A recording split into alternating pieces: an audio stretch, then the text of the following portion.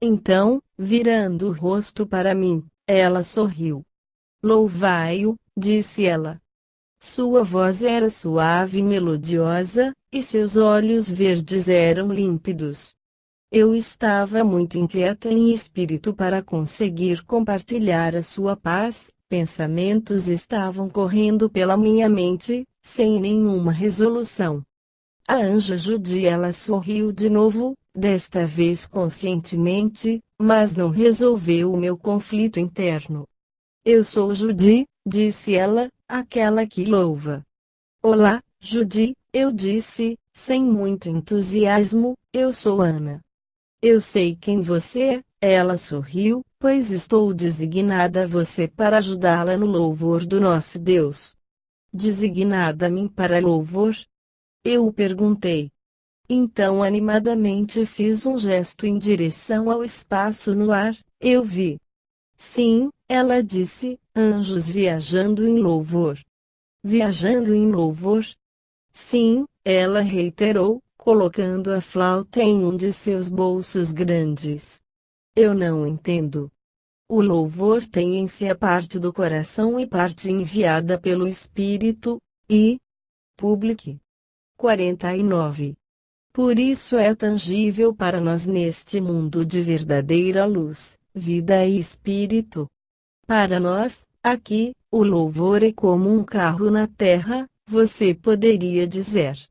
Você junta-se a ele, e ele a conduz. Pode levá-la para um passeio, ela riu brilhantemente, e a pessoa junta-se a ele e soma com ele. Eu virei meus olhos para olhar para o vale. Como pode ser isso? Eu o questionei dentro de mim. Então eu comecei a pensar, sim, eu posso entender isso. Sei que alguém conduz um louvor com unção sobre a terra, isso pode elevá-lo em espírito ao nível da pessoa que louva. A unção do outro leva você com ele, você adiciona sua voz para que o louvor seja levantado até Deus. Sim, eu posso ver isso. Como todos esses louvores viajam até o Pai, continuou ela, é como pegar uma carona em um carro que passa e ir apreciando o passeio até a sala do trono. Se os anjos não andam por todo o caminho, ainda assim eles adicionaram uma marca sua ao louvor. Portanto, eles também participaram, mesmo que muito brevemente. O som de um único violino começou a passar. O violino estava tocando uma melodia suave, solo. Um único anjo estava viajando com adoração expressa através deste instrumento e foi expandindo. Alguns louvores na terra são como um rio calmo, como isso, ela sorriu. De longe eu podia ouvir o som de muitas vozes cantando. O som estava se movendo rapidamente em nossa direção. Algumas adorações são como uma onda, disse ela. Tudo isso dá aos anjos uma alegria que não teriam, se a humanidade não levantasse louvores a Deus. O som estava vindo mais rapidamente agora, rolando em nossa direção. Quando se aproximava, eu podia sentir meu espírito se erguendo para se juntar ao culto. A adoração levantou espontaneamente nossos pés. Judy levantou as mãos, inclinou a cabeça para trás, e se juntou à canção. Anjos em sua glória nunca podem tocar a chama, o fogo puro e a incandescência, que arde em seu nome. Public 50. Deixe-os olhar em admiração, em reverência, enquanto proclamam: Santo Deus, embora sempre novo, é eternamente o mesmo. Assustados, congelados, acorrentados. Aqueles que procuram lutar, anestesiados, corroídos e nus, aqueles que escolhem a noite. Mas estamos cobertos por seu amor, sob sua bandeira permanecemos, escondidos na rocha acima, protegidos pela sua mão. Anjos em sua glória nunca podem tocar a chama, o fogo, incandescência pura, que arde em seu nome. Deixe-os olhar de admiração, em reverência, enquanto proclamam: Santo Deus, que embora sempre novo, é eternamente o mesmo. Em um êxtase de devoção, Judice elevou no ar de onde estava no monte, e começou a se mover em direção ao louvor que passava. Peguei o caminho para encontrar o Senhor, ela chamou, e foi arrastada na onda de adoração que subia em direção ao trono. O louvor, desaparecendo, continuou a envolver meu espírito. Finalmente abri os olhos e percebi que ela havia me dado a resposta que eu precisava. Corri para baixo do morro para o caminho e comecei a correr na direção do louvor que se desvanecia. Obediência. Enquanto me apressava, eu ouvi a voz de Jesus dizer muito claramente: obediência, Ana. Eu parei em minhas trilhas. Publique. 51. Ele continuou: agrada-me mostrar-lhe o seu lar celestial, mas, para sua segurança, você deve ser treinada em obediência. Existem graves perigos. Todas as portas para o inimigo devem ser fechadas. Enquanto eu estava espantada com a gravidade do que ele tinha dito, um anjo apareceu no caminho ao meu lado.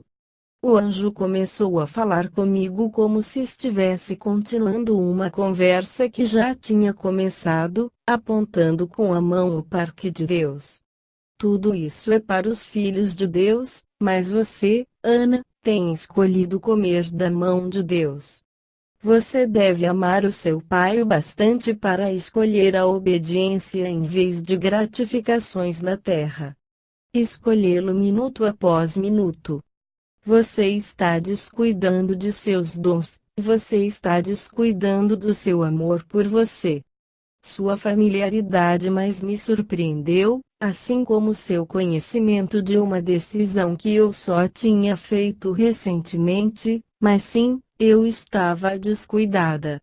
Como o Senhor tinha me atraído para uma caminhada mais profunda com Ele, as coisas que eram admissíveis há um ano ou mesmo um mês atrás, já não eram mais permitidas. De alguma forma, eu não podia mais conviver com elas, mas eu ainda caio em muitas destas falhas.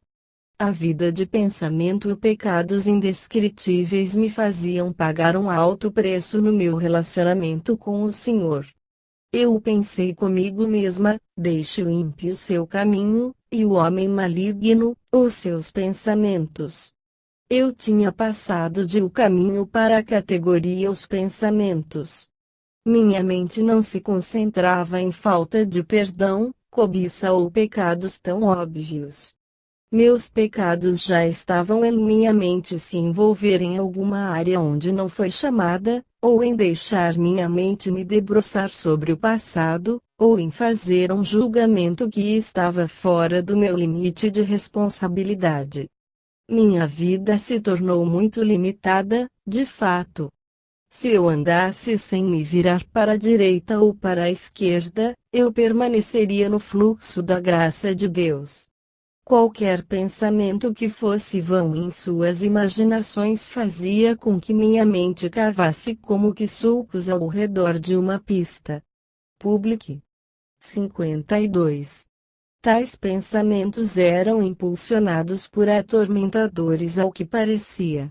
Mas eu achei que pudesse detê-los por várias vezes me pegar detida na linha de pensamento enquanto eu começava a pensar em tais pensamentos vãos. Naturalmente, estes pensamentos voltavam nas pontas dos pés vez após vez. Por isso eu estava parando-os e jogando-os fora, em pé contra eles com a minha vontade, como se fosse meu ombro contra uma porta de acesso. Ainda assim, estava descuidada, como tinha dito, e fui mentalmente correndo muitas faixas em tormento e cansaço, até que cada pensamento foi levado cativo a Cristo. No começo de minha vida com Cristo, a minha mente normalmente poderia fazer o que agradasse, mas não agora. Apertado e mais estreito era o caminho, mas a obediência a ele e sua palavra era a vida. O anjo Sama, sem perder o ritmo, o anjo no caminho ao meu lado disse: Eu sou Sama. Eu não vi nenhuma razão para dizer meu nome, pois ele parecia saber quase tanto de mim como eu própria sabia. Vamos caminhar, continuou ele. Quase tropeçando, fui adiante.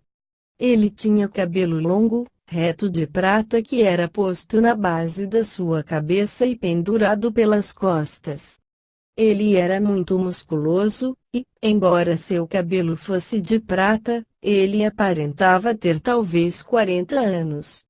Ele usava uma longa túnica branca, que se parecia como se tivesse sido manchada com o sangue ou o suco de uvas vermelhas. Esta mancha estava na orla do manto e nos punhos das mangas compridas, no vestuário a descoloração ia até os joelhos e cotovelos. Você se delicia em Deus, continuou ele. Eu tenho observado você e vi que você deseja proximidade com ele. No entanto, você não sabe que é. Publique. 53. Desobediência cria um muro entre você e ele. É uma parede criada por você mesma, porque você não controla seus desejos naturais. Ele irá substituir com ele mesmo cada prazer que você afastar, Ana. Ao olhar para mim, seus olhos avistaram uma colina pouco além de nós. Venha comigo, disse ele.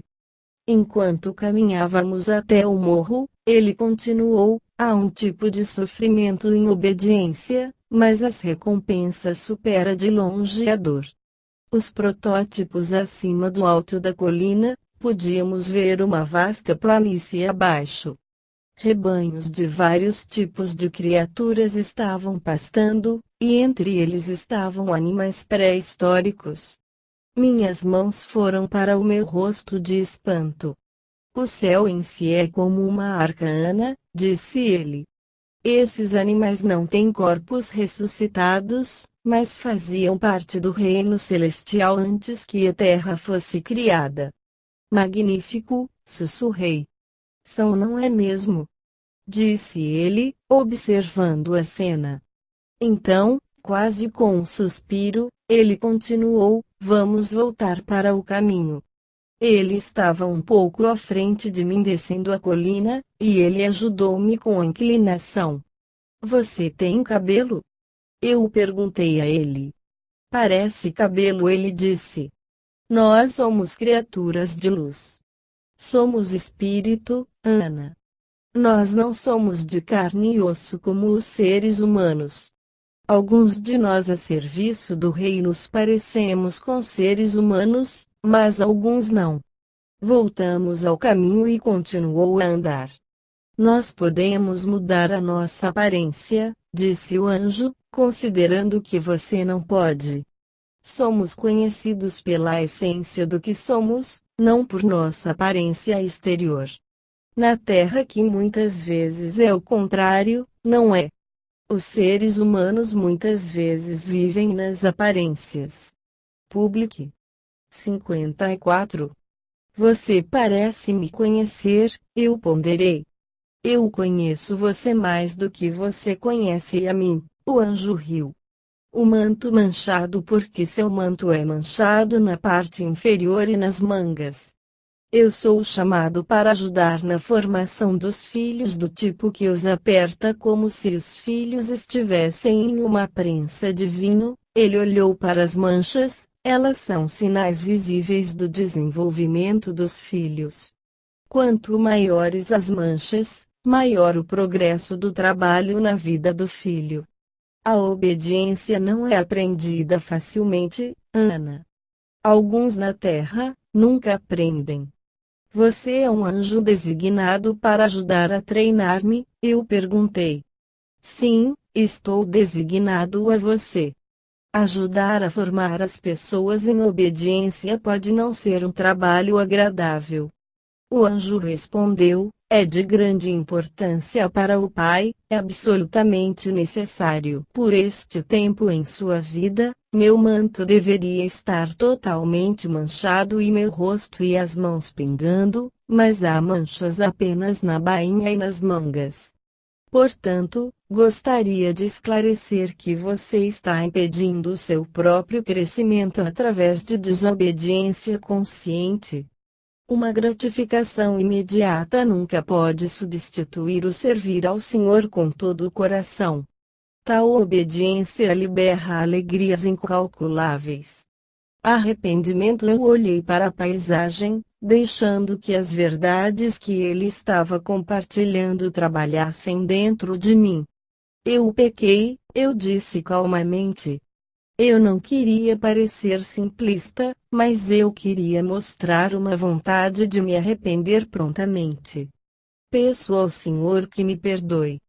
Ele colocou o braço em volta do meu ombro e empurrou-me, como um public. 55. Treinador faz com um jogador de futebol. E você sabe que ele perdoa. Este é um bom dia para novos começos, ele sorriu. Então ele tirou o braço e olhou para a frente solenemente. Eu agradeço por sua paciência e por me ajudar. Eu posso ver que você é um anjo poderoso. Se você fosse um ser humano, eu diria que você funciona. Nós funcionamos, ele riu muito, mas nós funcionamos lutando com os humanos. Eu tenho essa aparência porque você me resistiu tanto através de sua carne. Por isso, ele riu, você pode dizer que eu funciono. Gostaria de sugerir que você considerasse seriamente o dia de hoje para que o meu treino seja menos desgastante. Deleite-se em Deus, Ana, e reduza o meu programa de exercícios. Ele sorriu. Então, ele ficou sério rapidamente. Nada, ninguém pode se comparar a ele, disse. E estou falando para aqueles de nós que somos atribuídos a você, continuou hesitante, quase como se ele fosse revelar algo profundamente pessoal, que gostaríamos de ficar um pouco mais perto de Deus. Ele quase gaguejou, se fôssemos só nós, ficaríamos mais perto dele, mas muito depende de sua postura. Ele parecia tão envergonhado com o que tinha dito que desapareceu. O retorno da águia antes que eu pudesse quebrar a cabeça com o que ele quis dizer, eu vi o voo da águia branca pelo caminho. Meu coração saltou quando eu vi. Eu comecei a correr atrás dele, chamando, Senhor. Senhor, por favor, volte, por favor. Ele deve ter me ouvido, pois ele fez um retorno em voo e caiu diante de mim. Eu estava tão contente em ver aquele a quem meu coração adora, que eu abracei-o pelo pescoço, agarrando-me a ele. Eu quero voar com você. Eu quero comer da mão de Deus. Ele se tornou o Senhor. Eu enterrei meu rosto em seu ombro. Ele me segurou, retribuindo o meu abraço, mais como um amante do que um amigo. Isso me surpreendeu. Ele ansiava por mim, como eu ansiava por ele. Public. 56. Perdoe-me, Senhor, eu disse. Eu quero estar com você. Eu espero por você. Eu quero ser e fazer o que você quiser, desde que nós estamos juntos. Ana, ele disse, puxando-me para longe dele para que pudesse olhar nos meus olhos, você confia em mim? Por quê? Sim, senhor, respondi surpresa. Então venha. Ele tornou-se a águia branca. Eu rapidamente subi em suas costas, e ele começou a voar. Eu coloquei meus braços em volta de seu pescoço e enterrei meu rosto nas penas perfumadas de sua cabeça. Ele voou e voou e voou. Ele voou até a escuridão profunda. Capítulo 8. A atmosfera corrompida. Eu não conseguia discernir se eram densas trevas, ou se ali só parecia escuro porque eu tinha vindo de um lugar tão permeado de luz. O aprisco a águia branca voou baixo em uma área murada em que tinha uma redoma. O muro era de pedras brutas e muito alto. Em cima do muro havia ramos grandes, e espinhos de aspecto doloroso. Era um aprisco. Ali era um posto avançado de Cristo na atmosfera corrompida ocupada por Satanás. A área era fechada, mas tinha um portão. Parecia que os espinhos não eram tanto para impedir a entrada dos demônios, mas para servir como um aviso. Não ultrapasse podias ver um comando visível do próprio Cristo. O aprisco era seu território. Ocorreu-me que talvez uma das razões para a coroa de espinhos ter sido colocada no crânio de Jesus antes de sua crucificação foi como um tapa na public. 57. Cara de Satanás, pois o aprisco era coroado com espinhos. Cristo se atreveu a estabelecer um lugar de segurança dentro do reino hostil do inimigo. Essa coroa de espinhos foi uma afronta antes de sua crucificação, agora, após a sua ressurreição, era um lembrete sempre presente da vitória de Cristo e seu senhorio eterno. A águia branca transformou-se no Senhor. Havia uma luz bem fraca, exceto pela luz que vinha dele. Fique comigo, ele disse. Ele tinha uma vara comprida em sua mão. Pela porta havia 2 pares de sapatos porpoise que eram tingidos de vermelho. Ele colocou um par, eu também. Sapatos do tipo porpoise são sapatos emborrachados, usados especialmente por pessoas que trabalham com shows aquáticos, onde acontece exibição de golfinhos e baleias. Eles impedem que a pessoa escorregue. Não há em português uma tradução adequada, portanto será mantido o nome original do sapato. Não toque nada aqui, Ana, tudo está contaminado. Nós andamos para fora do portão para a escuridão. O próprio Jesus era a luz no nosso caminho. Choro e um riso irônico maldoso saíam da escuridão. Eram vozes humanas, mas soavam como se fossem de animais. Fiquei alarmada. Fiquei perto do Senhor, andando em seus passos. Embora estivesse escuro, comecei a ver um pouco. Os arredores da atmosfera, a superfície em que nós estávamos andando era úmida e pegajosa. Havia uma leve sucção criada na sola de meus sapatos enquanto caminhávamos, como se eu pudesse ficar colada ao local se não continuasse. Enormes, criaturas viscosas como que rugiam, em seguida, levantavam-se e moviam-se ameaçadoramente para nós. Eles pareciam lesmas gigantes, mas agiam mais como touros protegendo seu território. Eles tentaram nos assustar, mas acabaram se curvando diante de Jesus, o que foi um reconhecimento relutante de seu senhorio. O rio de sujeira. Public. 58. Chegamos a um dique que descia até uma lagoa negra. A água estava suja, lenta e estagnada. O cheiro era podre. Jesus me ajudou a entrar em uma canoa longa. Sentei-me, mas ele se levantou e nos conduziu através deste canal estreito com sua vara.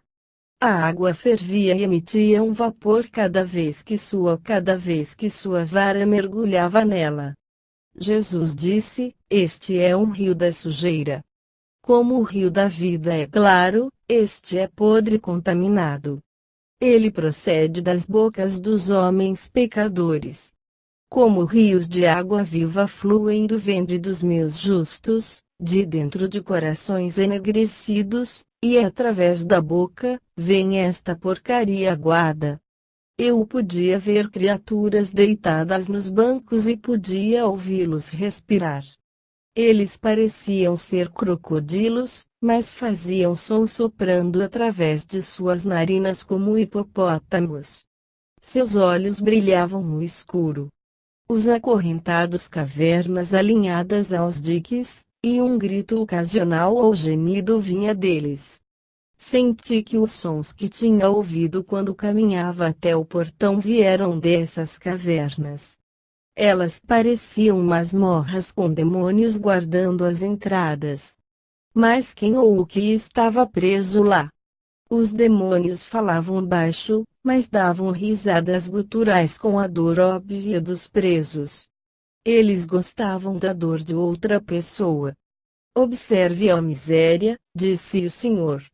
O meu povo participa disto, aproveitando a queda do outro, e rindo dos erros dos outros, e mantendo-os em suas cadeias em vez de libertar os cativos. Olhei para as entradas escuras das cavernas. Dentro desses calabouços o inimigo mantinha cativas determinadas áreas da vida dos seres humanos na Terra. Os cristãos, em vez de ajudar a libertar os cativos, estavam apertando as cadeias de condenação que os mantinham em cativeiro. Cristãos estavam com os carcereiros contra o Senhor anulando a prestação de perdão e de reconciliação que ele havia feito por eles através de seu sangue derramado. Publique 59. A barragem pisamos na margem oposta e começamos a andar por um caminho largo para a crista do dique. Gemidos vinham de cada demônio que passava. Quando Cristo surgia entre os demônios atormentados, e eles fugiam dele. A luz é muito dolorosa para eles, disse Jesus, indicando os demônios em fuga. Eles inalam escuridão e expiram veneno perdidos, corrompidos para sempre, escuridão por dentro e por fora. Estes que uma vez comeram o alimento dos anjos, estes que estavam na luz de meu Pai, estes que conheciam a companhia dos confiáveis, agora eles escorregam e se encolhem perante a luz, xingando e amaldiçoando a luz. Eles são duplamente condenados. Eles comem vômito 3 ou 4 vezes. Eu senti que ele estava igualando o vômito com calúnias. Em comunidade com os de sua espécie, eles riem da miséria um do outro e negam o alívio uns aos outros, sempre voltando-se uns contra os outros, portanto eternamente solitários. Deixe-nos, disse uma voz, e uma hiena riu. À medida que chegávamos à barragem, a terra, tanto quanto eu podia ver, era lama viscosa, e um terreno baldio escuro. Úmido, disse Jesus, por que eles temem o fogo? Eles são atormentados por lugares áridos. Numerosas árvores mortas ficavam dentro da lama. As árvores são um memorial para os bosques vis dos falsos deuses. Aqui essas árvores são vistas como elas realmente são, quebradas, nuas, sem casa, ninho de cobras e aves de rapina. Unidade de contrafacção. Na verdade, cobras pretas ficavam nestas árvores mortas, e também cobriam a lama. Elas ficavam assobiando e se contorcendo, em constante movimento umas sobre as outras como se estivessem em acasalamento. Uma falsa unidade, uma união de mente tenebrosa, pensei. Ocorreu-me que, como o Senhor está reunindo uma unidade em si mesmo, o diabo. Publique 60. Está fazendo uma unidade falsificada. Jesus falou, a semente de demônios. Como Satanás promove seu fruto de imitação. Estas almas atormentadas incitam a vomitar calúnias, mentiras e maldições, rios de água podre nos quais os demônios nadam. Seus ouvidos perceberam o som de um grito de uma caverna na lagoa. Ele virou a cabeça para ouvir, dizendo: há labirintos também dentro de alguns crentes, corredores escuros, onde a luz não brilhou, como dos que ainda não foram libertos da escuridão. Mas a verdadeira luz está pronta para viajar cada corredor e tocar cada canto escuro para que tudo dentro de cada crente possa ser de luz. A escuridão é pesada com o pecado, é densa e escura. Minha liberdade é a luz. Para os remidos, tudo dentro deles deve ser entregue à luz. A luz deve inundar cada corredor, e todo mal que espreita deve ser curado. Jesus, então, pegou a minha mão, dizendo: Vem. O templo demoníaco. De repente estávamos dentro de uma espécie de templo enorme. Grandes pilares de concreto cinza apoiavam esta área principal. O recinto era nebuloso com incenso, e o odor enjoativo de sangue estava misturado com o cheiro. Ao redor do perímetro haviam vários quartos, alguns fechados e outros abertos. Eles pareciam cavernas de chifres. A pé era possível chegar apenas os quartos mais baixos. Todos os outros era necessário voar, como os morcegos. Havia 6 níveis escalonados de quartos do lado esquerdo, 6 na parte de trás e 6 no lado direito. Mas eu não poderia dizer quantos quartos caverna havia ali no total. Eu podia ver criaturas pretas que cobriam as paredes dos quartos vazios que estavam abertos. Pareciam medusas, escuras e insalubres, cada uma com apenas um olho. Eles eram como um fungo nas paredes. Seus olhos estavam constantemente olhando para lá e para cá. Nada escapava à sua atenção. Public 61. Tesouro roubado. O Senhor falou: o inimigo mantém ocultos tesouros roubados dentro da escuridão dos quartos. Olhos curiosos guardam este tesouro. Esses espiões são recompensados por sua vigilância. As cavernas são infestadas de um vórtice, pulsando com desconfiança. Aqui há medo da exposição, não da cobertura por causa do amor. O tempo ainda não chegou, Ana, de libertar esses cativos das cavernas, que significa o tesouro roubado, mas tudo o que é de mim e é meu será purificado e virá a mim. Eu não entendi o que ele quis dizer. Ele continuou: assim como lágrimas e orações podem ser armazenados em cima, assim também louvor pode ser roubado pelo maligno e armazenado em cavernas do tipo chifre. O inimigo se banha em adoração roubada, e renova-se naquilo que pertence a Deus, colocando suas mãos em tudo o que é sagrado e secreto.